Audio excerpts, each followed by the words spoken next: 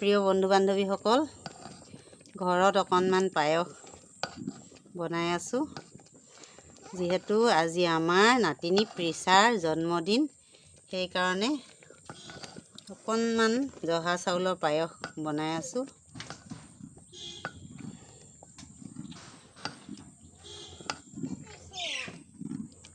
পায়স বনাইছোঁ আমাৰ প্ৰিছাৰ জন্মদিন বুলি ওচৰৰ বা পিকেইজনীক মাতি অকণমান পায়স লগে ভাগে খাম বুলি দেই। প্ৰিছা, ভালনে তোমাৰ? তাৰ ফালে দেখাই দিয়া। ইয়াতে বাহিৰত আমাৰ জুইশালত চৌকা এটা আছে, তাতে মই এতিয়া পায়স বনাই আছোঁ। এইখিনি জুইত বনাইছোঁ, একুৱা জুই ৰঙা হৈ আছে। এইকেইটা তেজপাত দিম। ইয়াতে ঘৰৰ গছৰ তেজপাত ছিঙি থৈছোঁ। কাজু খিচমিচ দিম। তেজপাতকেইটা দি দিছোঁ দেই। কি হ'ল? Happy birthday প্ৰিছা। 1 কেজি চেনি দি দিলোঁ ইয়াত।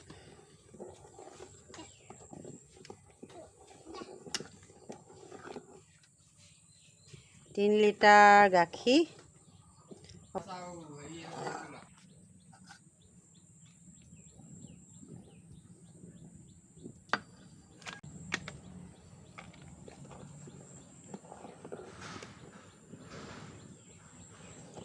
প্ৰথমে গাখীৰখিনি দি তাৰপিছত চাউলখিনি দিওঁ।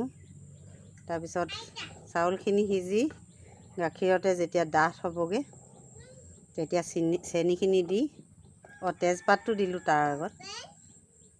আৰু এতিয়া কাজু খিচমিচ দি অলপ লৰাই ঢাকি থৈ দিম। পায়স প্ৰায় হৈ গৈছে। বেছি ডাঠ কৰি নমাই থ'লে টাইট হৈ যায়, খাবলৈ বেয়া লাগে। পায়স অকণমান ঢিলাকৈ খাই ভাল লাগে। জুইকুৰা খুব কমকৈ দিয়া হৈছে, কম জুইত বনালে খাবলৈ ভাল হয় পায়স।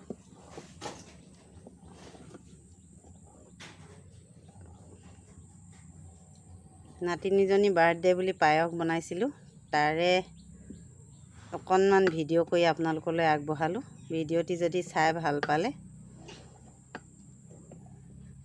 নিশ্চয় জনাব, বেয়া পালেও জনাব। আৰু আপোনালোকেনো কেনেকৈ পায়স বনায়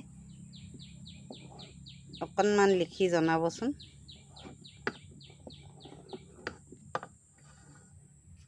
আজিলৈ সামৰিছোঁ।